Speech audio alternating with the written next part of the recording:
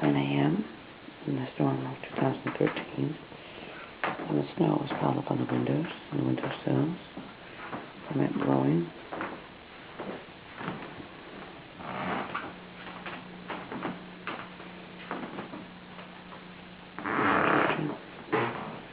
It looks like we got 2 feet or more. It's also in every window. I haven't been able to keep up with it.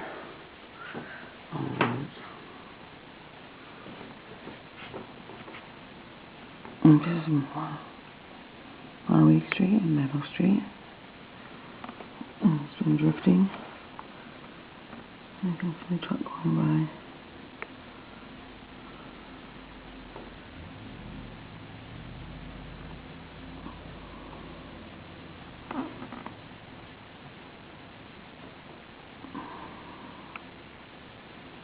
There's a lot of snow.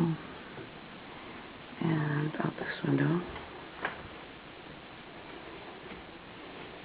you can see across the street.